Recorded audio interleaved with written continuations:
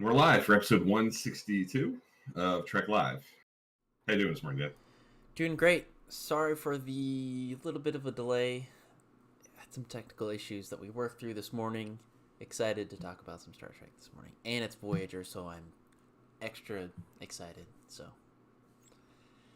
Yeah, me too. It's an episode that is kind of fresh for both of us. We've watched it. We watched it at our last Trek After Dark event. yes, we did. So that's just a couple weeks ago, and I think we both really enjoyed it then. We both have liked it predating that viewing of it. And I think it's uniquely timely for the kind of situation we all kind of find ourselves in now and have for the last year. So true. That's very true. Yeah. Very true. Yeah.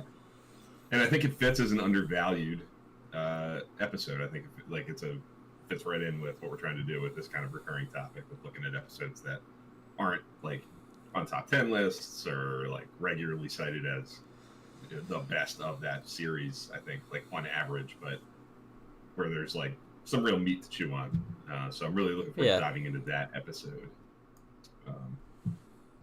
What about your rewatch? Where do you stand on Deep Space Nine? So I believe my last episode that I mentioned was Bar Association. Mm-hmm. This week I watched 3 episodes. A decent run, I think. A Session, Rules of Engagement, and Hard Time. Rules of Engagement, probably my favorite of those 3. Ooh. Okay. Hard Time is a tough watch as well. It's definitely sticks with you. I think there's a similar episode in TNG, but Hard Time goes way on the darker, maybe tougher kind of topic to tackle on a Star Trek episode. So that's kind of where I see the comparison between the two shows. Rules of Engagement. I really like the I believe there's a movie with Tom Cruise, right, with Rules of Engagement. It's so similar to that. I feel like it's an homage to You Can't Handle the Truth. I might be messing. I don't know. It's a great courtroom drama. A Few Good Men. Yeah, A Few Good Men. Sorry, not Rules of Engagement, but A Few Good Men. I love the courtroom drama. Anytime we get to see a little bit of the Klingon culture, but a different side. It's the guest star isn't just a Klingon warrior. He's a Klingon advocate. I think that's what they kind of use in the episode. I think it's just a great good actor, great guest star. I'm blanking on his name, but I like the dressing down scene at the end. It's one of the all-time greats, I think.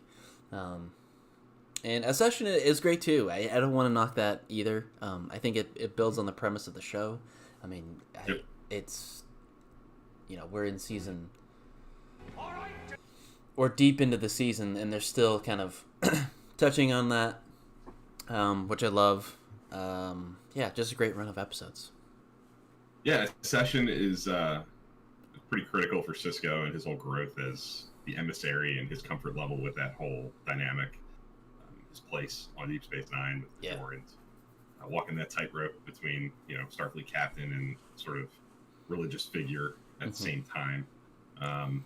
Really, really good stuff. Important for the Sisko character. Rob is in the room, and I know he's a huge fan of Hard Time, episode that has touched him personally. He's talked about that a lot on Twitter, and we certainly had conversations, I think, over the years.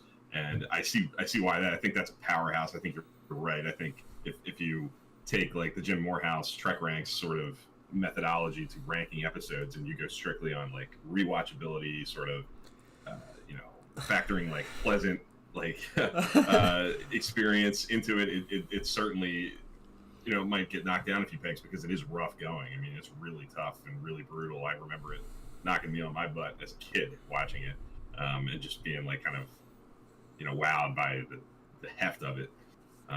But it's really powerful stuff, and I think some of Kalmini's best work as Chief O'Brien, and tackling. There are a couple of interesting parallels. I think you were referencing like the Inner Light as kind of living this second life, and I think it's even kind of similar. There are similarities to a Voyager episode, Ex Post Facto, with like this alternate form of punishment. Where at Ex Post Facto they make Tom Paris, instead of like sentencing him to death or putting him in prison, they make him relive his crime through the eyes of his victim every couple hours or something, whatever the premise of that was. I'm coming up on it in my rewatch, so it'll be fresher in my mind soon. Yeah. And then, this is sort of taking the approach of, instead of actually incarcerating somebody, just implanting memories of incarceration and sort of like traumatic events in that time, and making you live with the weight of incarceration without actually having to do it. So a lot of parallels. I think Hard Time is far superior to Ex Post Facto at looking at that sort of like alternate hefty punishment kind of route.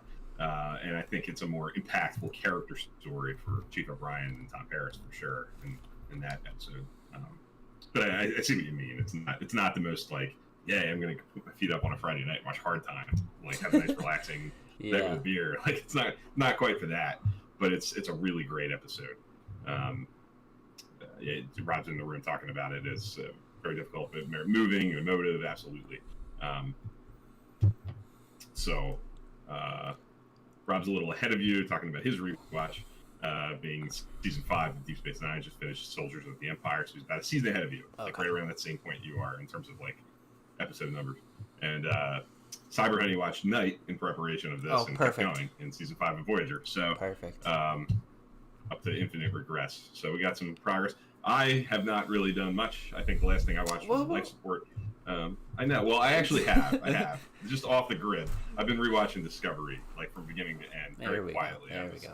I had some. I had some work from home days this week that were kind of light, so I had it kind of playing while I was doing my thing, and I picked up some momentum and just kept rolling with it. I'm about halfway through season 3 right now. It's like sitting paused on my TV right now. It's Scavengers.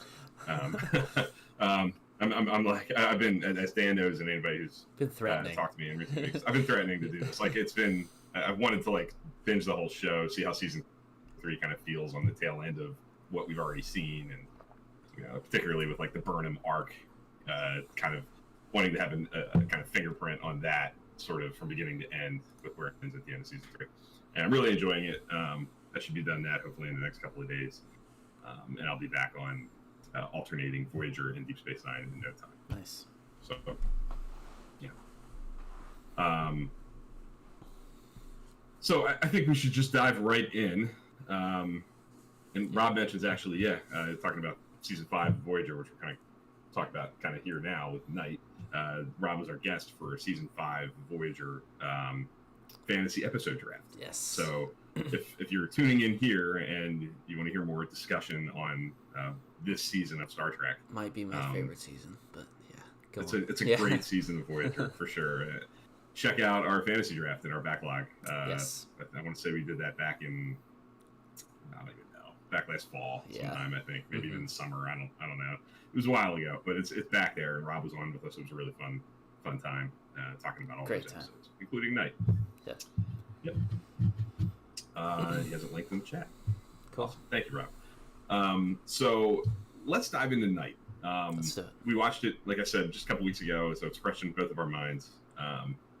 Felt right to watch it that night when we were hanging out at Trek After Dark, and it feels right to talk about it, I think, here at the end of March of 2021, after suffering through a year of pandemic, quarantine, and cabin fever, and isolation, all these kinds of topics that Night kind of tackles.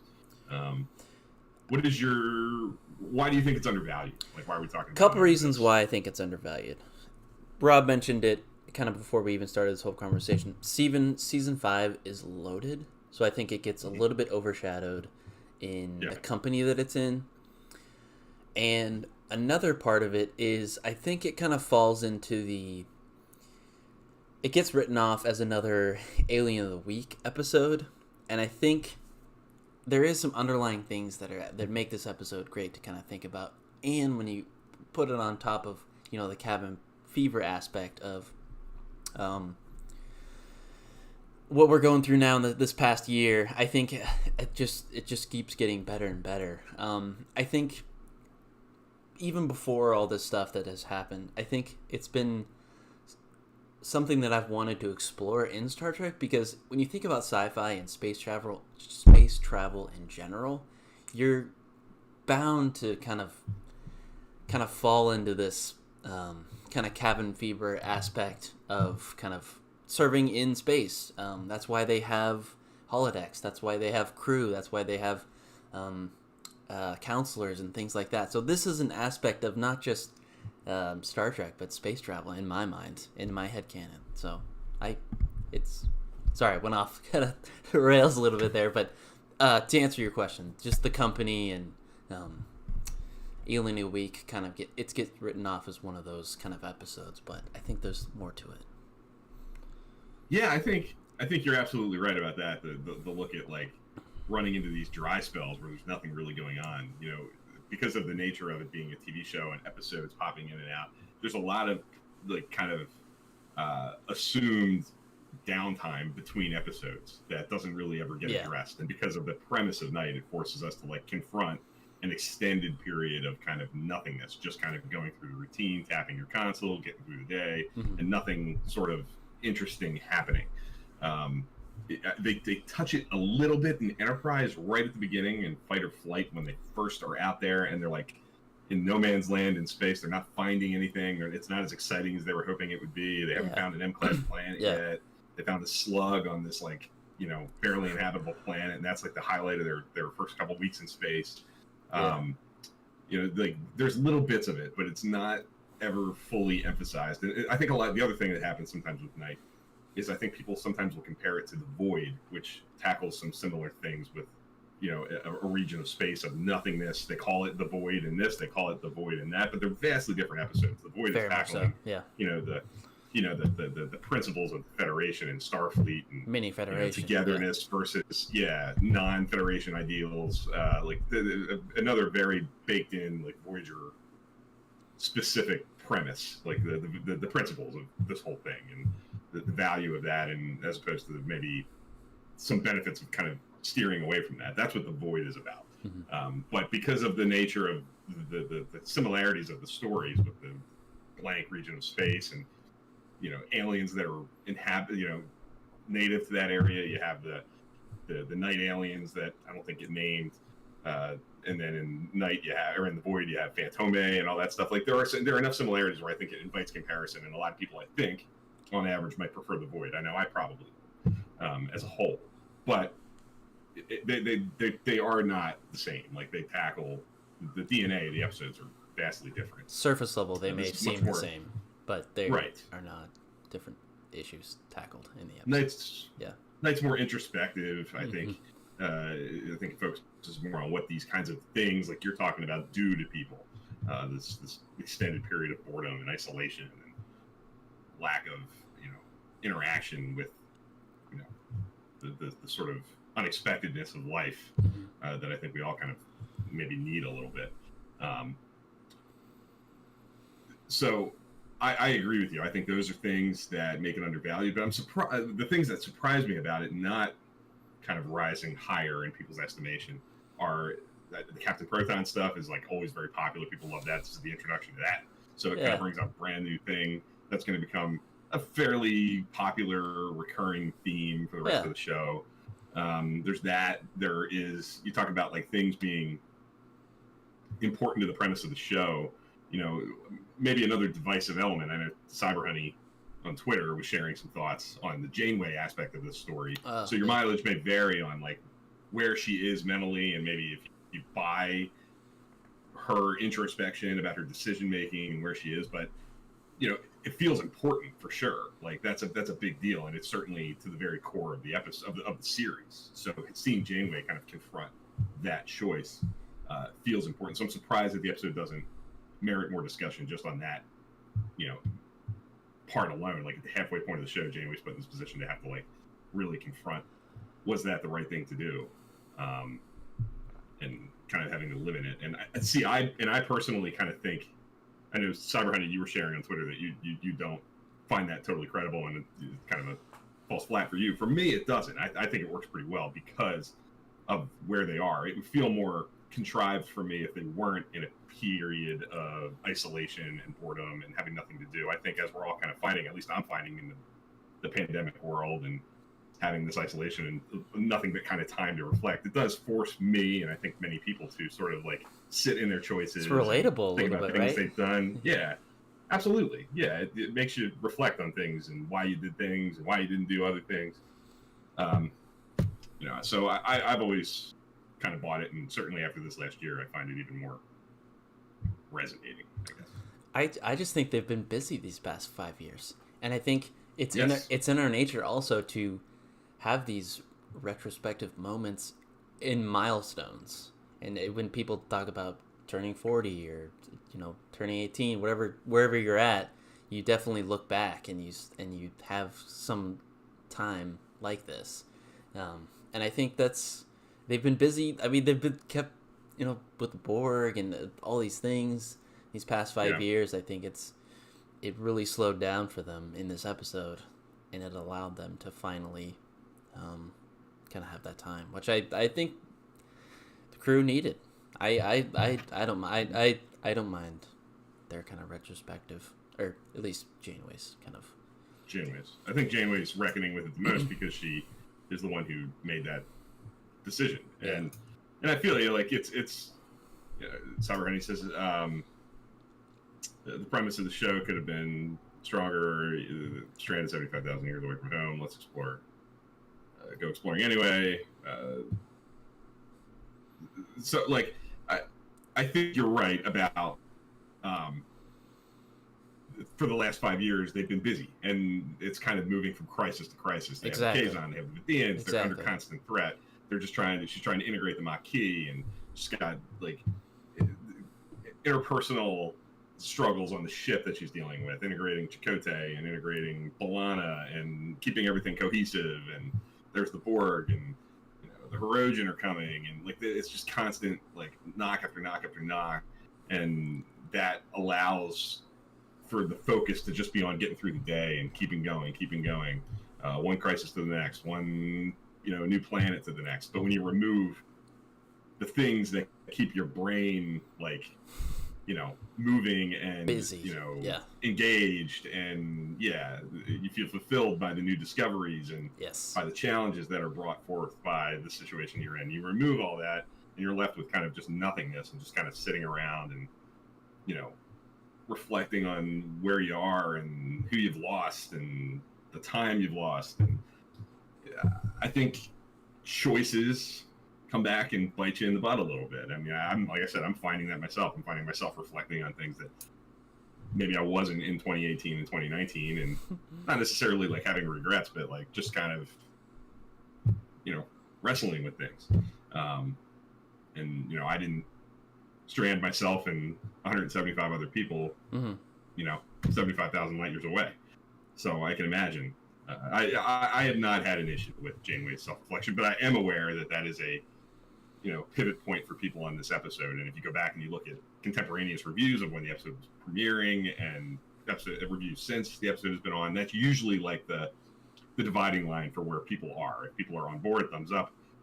They're usually of the mindset that you and I are here with Janeway stuff, and if they're not, the episode kind of can go into the thumbs down category, which maybe is why it's not typically cited as a classic and why it's undervalued and why we talk about it on top of that. Which again, I guess the kind of to pull back a little bit, just real quick, undervalued Trek may be different to some other people. Yes, like of course. Night, to us is our undervalued episode this week, but maybe you don't agree. Maybe there's other episodes that feel undervalued to you, but I guess absolutely. For my money, it's Night. But Rob posts a great question. He asked, I wonder what Voyager would have been like with an actual counselor on board. In my headcanon, because they had to go to the Badlands, the crew wasn't fully finished. They didn't have their whole personnel. Maybe they missed that. Because it wasn't a long-term mission. Yeah. But I mean, if now the the ship is deemed a long-term science, kind of vessel, you would think that they would have a counselor on board. Definitely. I think clearly this is a crew that needed a counselor because they were in the situation they were in. Like, clearly this is a crew that would have benefited from a professional mental health specialist. But on the other hand, I do think, because I think such a strong theme of Voyager is this ragtag group of people coming together and truly becoming like a cohesive family. I almost think not having a counselor and having to battle through these things with Neelix and with the Doctor and with Chakotay and with Tom Paris, all kind of like being each other's counselors, and having to like wrap through problems together, and Janeway having to serve that role for certain people and in certain situations. I think it does help drive home that theme. I think it would have been a different show, and it would have been a different. I don't know if that concept, if that theme comes through as strongly, if every time they have these issues, they go into a Deanna Troy's office and reckon with those problems in the setting of a private, more traditionally counselor-y process, which would have probably been better for these people. But I don't. Yeah. Which your point is proved in Night, right? The crew is worried about the captain. Chakotay goes to and says, "Hey, kind of worried about all these things," and they kind of have this great kind of exchange. Yeah. I think it's an interesting point to ponder. And Cyber Honey mentions Cass probably would have been good in that role because she does serve as sort of a counselor for a variety of crewmen in those early seasons. Yes, she does. But I think a lot of characters do. I think depending on who you're talking about, like which character, when they have a problem, do they go to and do they work through it with? They all kind of have different people. Like for some people, it was Cass at the beginning. For some people, it's the Doctor. For some people, it's Chakotay. For some people, it's Janeway, and sometimes it evolves over the course of the show. Yeah. So I think they all kind of do it in their own way, because of the circumstances that they're in. They can't just call home. They can't talk to a family member. They can't go to see Deanna Troy or Ezra Dax or whoever's in that role. Yeah. They have to lean on each other.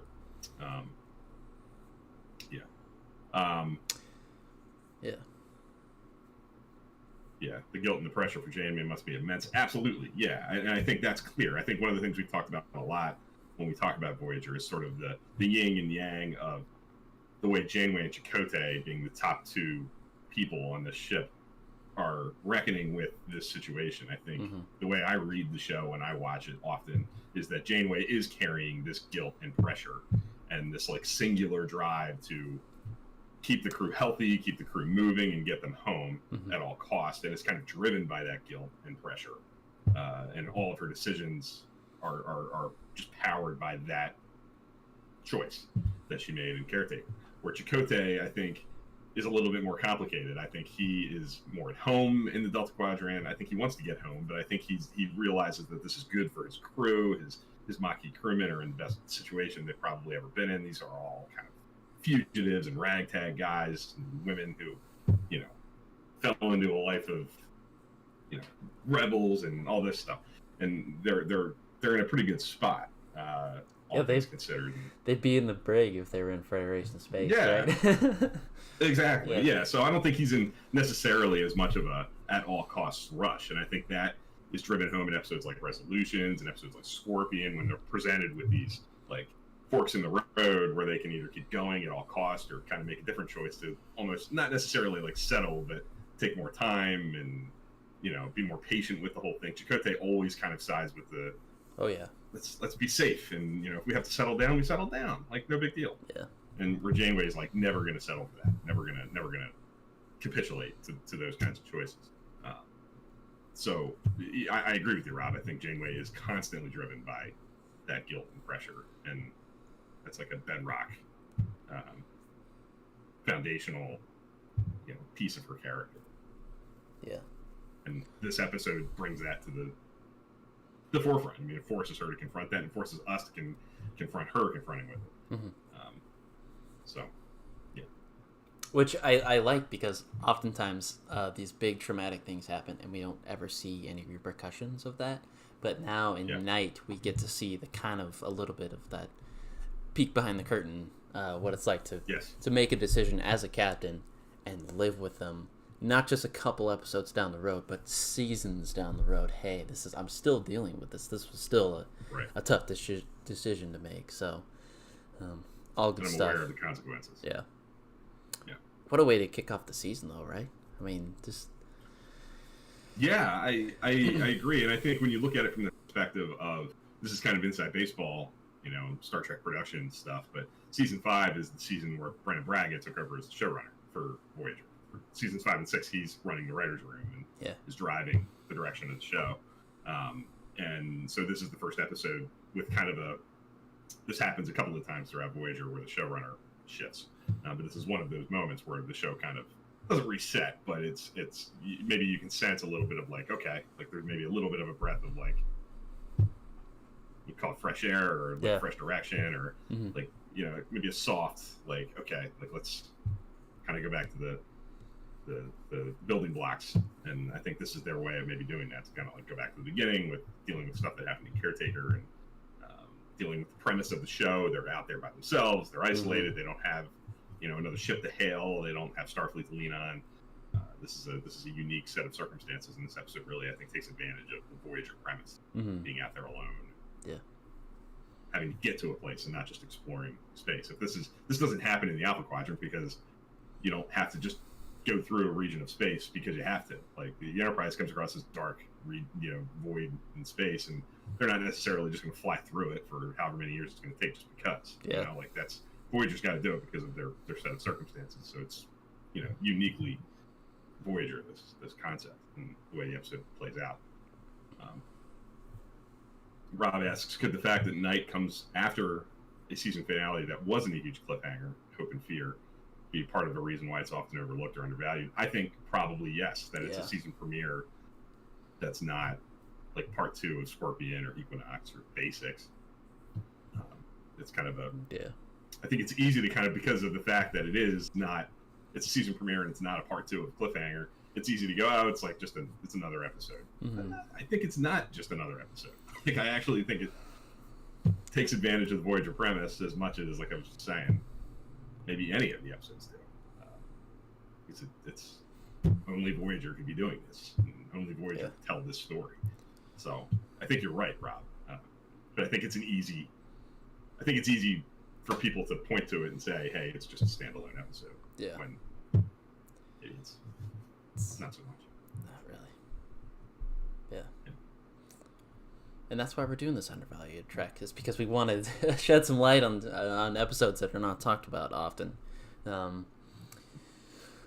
Cyber Honey says she likes Night, but isn't a fan of Janeway's character development. And so my question to Cyber Honey would be like, what elements of the episode are the things that you do like? Like, what if you're a thumbs up on Night, what drives that thumbs up if it's not the Janeway stuff? I'm curious, and I'll ask you the same thing, Dan. If you're taking the Janeway stuff out of it, one of the other kind of big things with this episode is I do think it gives a lot of the characters interesting things to do. You mentioned like Chakotay having good scenes with Janeway, Tom Paris and Harry Kim at the Captain Proton stuff, with the Doctor kind of fighting over time in the holodeck as well. Like, I think each character kind of has beats and moments throughout this episode. Are there things that stand out to you other than Janeway elements? Yeah, I think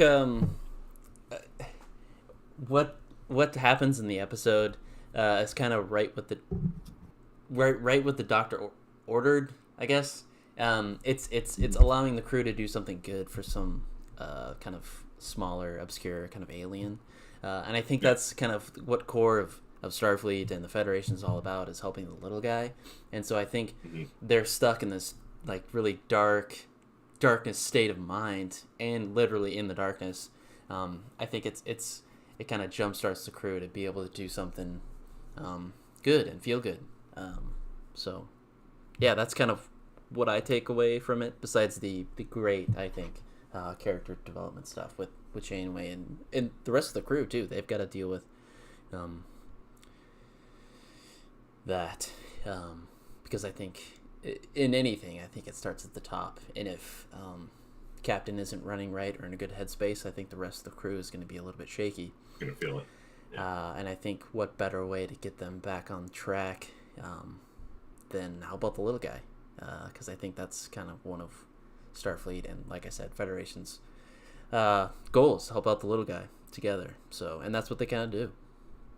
I think you just put your finger on something really interesting and really good that works well about this episode that I probably wouldn't have articulated myself. I think what you're seeing happen with these other characters, a lot of these other character beats that I was kind of just talking about, the way that they're interacting with each other, I think the episode does a good job of presenting Janeway's reclusiveness and her unease and her shakiness affecting the rest of the crew. I think that the way the leaders' mentality and their weakness and their vulnerability can trickle down all the way down to the bottom and affect everyone. I think that is something that a lot of people have felt in their regular life. If you at work, those things happen. Like if you feel a shakiness from the top, it does make its way down. And because of the nature of Star Trek captains, a lot of the time being Captain Picard doesn't often have moments like this where he's struck down with this long-term vulnerability. Think maybe in an episode here or there he's vulnerable, but dealing with it for months, like in Night, where this has been going on for a long time, and it's taken its toll on everybody from Chakotay down to Harry Kim and people we don't even see. I'm sure that is not something we get a lot of in Trek. I think you're exactly right. I think also the size of the crew makes a difference. I think with Picard, I think he can kind of, just because of the size of the crew, and I think that the Voyager crew is such a tight-knit group and such a smaller crew. I think you feel that kind of ripple effect, like you said, from the top down. Whereas I think the bridge crew, don't get me wrong, the TNG bridge crew, very tight-knit. But I think that just the way that the hierarchy and the how the crew is set up, I think the waves don't travel as far. But I think I agree with you. Definitely a Voyager. I think you're right. Definitely feel that. Yeah, Voyager I think has the best. Is the most successful at conveying that family feel. On bridge crew and like creating that environment, making it really credible. Cyber Honey talked about Tom Paris being a good episode for him. I agree with that. Like I said, the introduction to Captain Proton stuff, his kind of wanting to include people in that, bring Seven on board. He has some good scenes with Harry Kim in that, obviously. B'Elanna, like I think that they articulate that. It even is affecting their marriage. They have that scene where they're playing, I don't remember what the game is, but some version of like chess in the mess hall, and they bicker and they're even snapping at each other. It goes to show that like this situation is affecting everything, even people's personal, most intimate relationships, and that he would have been a good morale officer. He's good with the crew. He gets along with everybody, and it's a good point for sure. He has good scenes with kind of everybody across the board. Rob's talking about the introduction to the Malon, which is another interesting part of this episode. These sort of corporatist like dumping toxic waste wherever they can get rid of it, kind of guys that come back in a couple episodes with extreme risk, and later on with Juggernaut. They're recurring in this season in particular. So it is an important moment as well for that. It's kind of introducing another new sort of adversary for the Voyager crew, as we get used to having in Voyager, I think, because of the nature of kind of moving through space. You kind of move through regions and you come across these different pains in the butt, and this is where the Malon come into play. And I think they're kind of fresh and different, and they're not my favorite. They're not like the most exciting or dynamic adversary, but from a classic Star Trek-y, like moral compass kind of moment, kind of forcing us to think about things. It's right in line with sort of Star Trek's comfort zone. That's for sure. And Rob mentions it, Janeway once again, kind of at the end of the final choice that she was going to make to stay behind and all this. Once again, having to make a decision that could have a negative implications for crew is an interesting repetition of caretaker. Like here she is again, having to make this kind of Full really circle. big decision. Yeah. And this time the crew, getting to step in, and there's mini mutiny at the end. There is. There is. Yeah. They will not comply Yeah. with her plan, which I think is a really good moment. Drives home that family, Mm-hmm. theme that is so present throughout the show. Yeah. Yep. Let's think. I really like the production stuff here too. I think when you think of I think a couple of us watching it that night were talking about, how good the episode looks. Yes, it does. With you got the black and white stuff with Captain Proton, all the cool retro production design. It's a season premiere. They got to set design stuff. Yeah, they went big. I do think they go, like Rob said. I think it's easy to kind of think of it as like it's a single episode. It's the only one really after season 2 that isn't part 2, starting a season off like part of a big cliffhanger.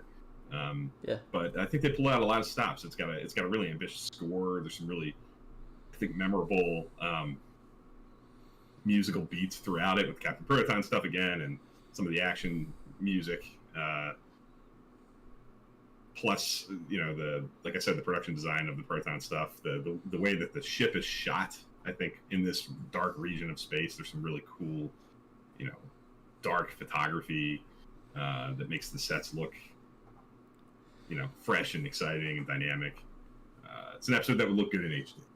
Oh yeah, yep. Yeah, they do have some good production elements. The ship shots. They're all dark. It's just the lights, running lights from the ship illuminating the hull, so it's the hull. It's a lot darker. Janeway's quarters is dark and moody and mysterious. I think Janeway has a coat on in this episode too. One of her coats. Yeah, like the different version of the uniform where they zip and it's but that kind of falls into like the action hero kind of side of Janeway, so I like that element too. I just wanted to throw that kind of production element because element that's great. In there. Anytime we get to see a coat or anything like that, a different type of uniform, I really do like to see that. Even though some of our resident uniform junkies aren't big on the coats, but no, no, our friend Dad isn't. He's always kind of anti-coat, I think, variant of the uniforms. But that's I don't know if that's the first time we see that. It might be like that variant where they can zip and unzip. Chakotay's got it too, right? Or at least he's wearing just like the purple undershirt at one point. Yeah, it's like short sleeve. So there are some different iterations of the uniform kind of shown here, if not for the first time, one of the few times. So. A lot of cool stuff kind of thrown out there in Night. So, how high up on your... Is this a near classic? Is it a classic? Is it just a really good? Like, where would you kind of place this episode? And has your perspective on it changed? It's changed. 2020? I think because of 2020. But that's not to take anything away from the episode. I really do feel that it's definitely up there for me, just because I really do like some of the aspects that it tackles. I really do like the kind of what kind of gets explored in the episode with Captain trying to reconcile with a decision that she made, which is really nice to see, which we don't get a lot in Star Trek. But yeah, it's definitely up there for me. I don't know what type of label to put on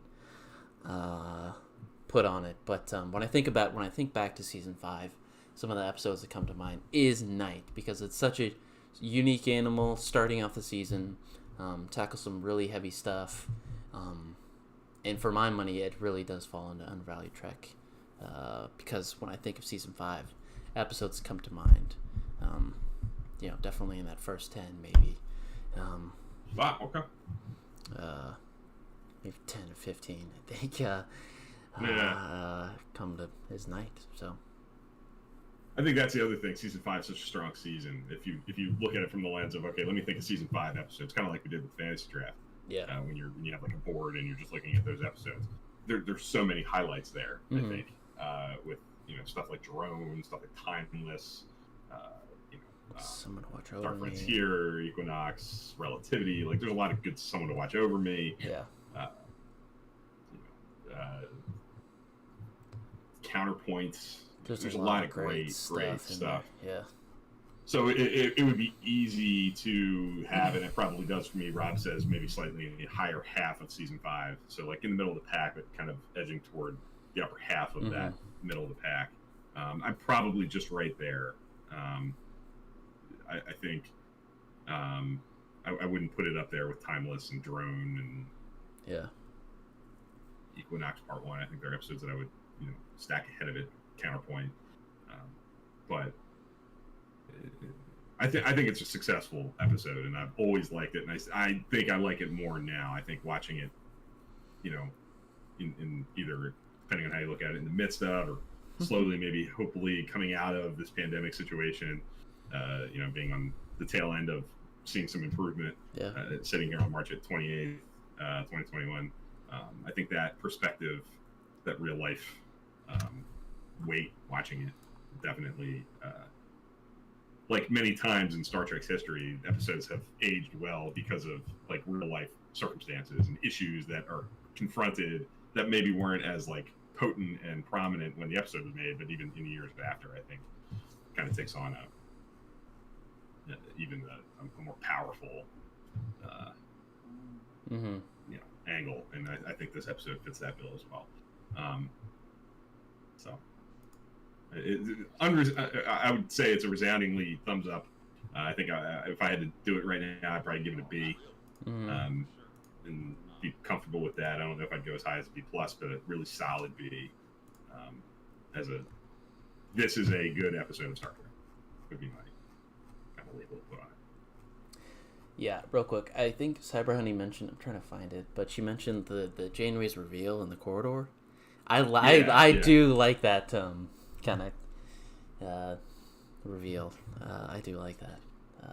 And I think that drives home the minute there's a crisis, the minute there's something to do, she that's how she grapples with this grief and this stress and this pressure is having important things to do. One of my favorite movies from a couple of years, First Man, which was the Neil Armstrong kind of story, and that movie is about grief, about a guy who's dealing with a traumatic event and dealing with it by throwing himself into stressful, high stress, high risk work. And that's what allows him to cope with grief and trauma and loss.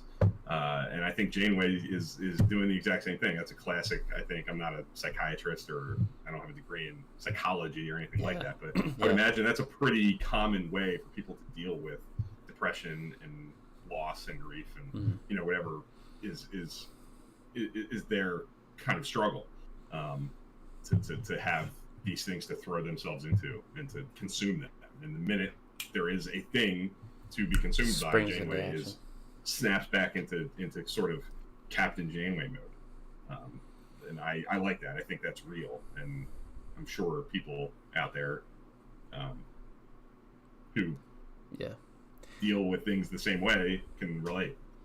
Yeah, and I always I see that point as well, but I always think that even in the crew's darkest times, like she's not just Janeway's there, but even in the darkest corridors, like Janeway was there.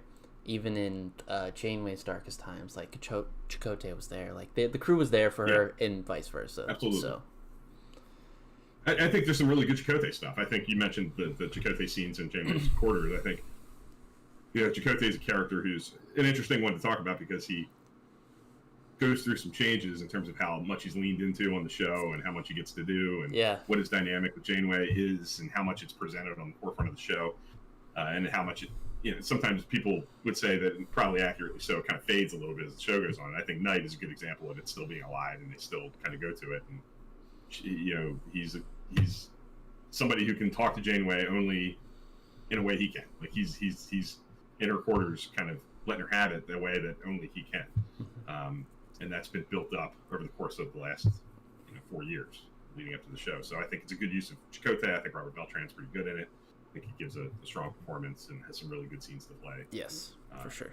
As kind of having to be the acting captain and being frustrated by that, and he sees what you were talking about with the way that her lack of involvement, her lack of engagement, her mental place is affecting the crew. Like he's the one who's getting the brunt of that.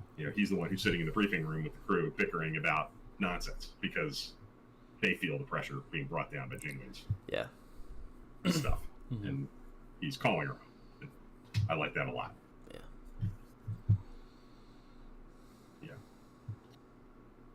Absolutely. So I think we've made the case that Star Trek Voyager's Night is an undervalued piece of Star Trek. It's a strong episode that your mileage may vary on it. I think we had some interesting points to discuss with with Rob and Cyberhoney in the chat. Thank you both for bringing interesting things to the table and articulating your perspectives on the episode, positive and negative. And I think that made the conversation better. And we're not here to definitively say Night is great, like without any question. But I think this is more of a this is how we take the episode, and that there's meat on the bones. There's interesting conversations to be had about it. And I think what we just had was an interesting conversation. So hopefully it proved. Anytime we get to talk about Voyager, I think it's a win. Actually, though, anytime we get to talk about Voyager on a special occasion like this week, you guys know, or some of you might know, I know Bill kind of mentioned it a couple weeks prior off air. This week is our anniversary. Trek Live anniversary is March 26th, 2017 was our first episode that we live streamed. Wow. So it's not a big one. It's a 4-year, but I just want to maybe wrap up this episode of Trek Live with just mentioning that and just letting you guys know that these 4 years have been great. I look forward to every week hearing from you guys in chat. Obviously, talking to Bill about Star Trek too is fun, as always. But it's whenever we get to hear from you guys and then help have you guys almost steer the conversation, steer the ship. I think it makes such a great episode. So this was definitely fun and perfect to kind of pay homage to our 4 years doing this. So agreed. Thanks, Rob. 4 years for sure. Crazy. I didn't have that completely in my mind. I knew it was around this time, but I didn't realize it was like this weekend. And it's been cool.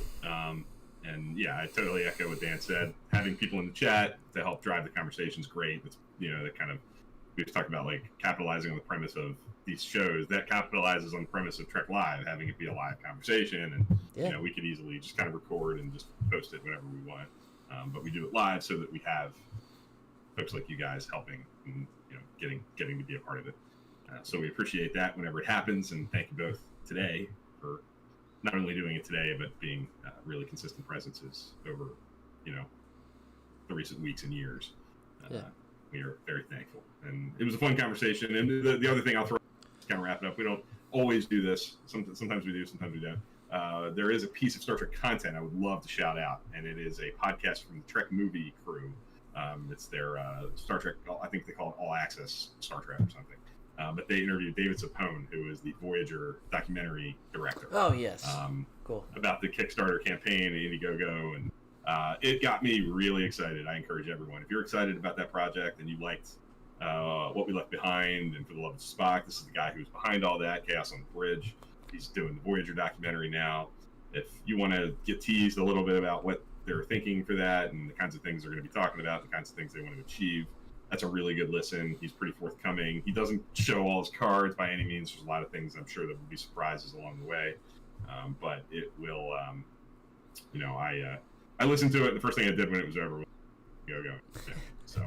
Which you don't have to do, but definitely maybe share that. Just keep the interest alive. For sure. Absolutely. That's the effect that had on it. I guess that was the goal, and it was successful. Yeah. So really exciting, and I would encourage everybody to seek that out and take a listen. Yes. Okay. Cool. All right, I think that'll do it for this week. We will be back, I believe, next week for another episode of Trek Live. We'll share. We'll discuss. Yeah. Stay tuned on Twitter. You'll see announcements to come. April's going to be might be a little bit of a unique month where we might have a couple weeks off. We might have a pre-recorded episode kind of thrown in there. We have some busy stuff coming along the way. Maybe we'll do some supplemental things. You never know. We'll have to maybe get a little bit creative with the schedule to make it work. But stay tuned. Watch our Twitter feeds. That's right. If you would like to join our Discord server, I'm not going to go on a long spiel about it like I do sometimes. If you're interested in Discord, send me a DM on Twitter, TrekFan4387. I can get you connected. If you're a part of that community, we usually we try to post announcements for when these streams will be happening. That'll be another good way to stay in the loop if you're interested in watching us. Yep. Shout out to Rob and Cyberhoney in the chat for coming along with us in the conversation. Thank you if you're listening to on YouTube after the fact or the podcast feed after the fact. I'll do my best to get that up as soon as possible. Not like this week, but we'll hopefully see you guys next week. Thanks for watching, everybody. Only on YouTube. Only on YouTube. Periscope is a thing of the past as of, I think, Wednesday. So if you've watched us on Periscope at all over the last few months, we appreciate it. Rumor has it maybe Twitter Live, some version of that may still be on the horizon. If that comes about, certainly look into using that as a means of delivering our live streams. But starting next week, YouTube only, at least for the short term until we figure out our other options. So see you then. Yep. Thanks for watching, everyone. Thanks, everybody.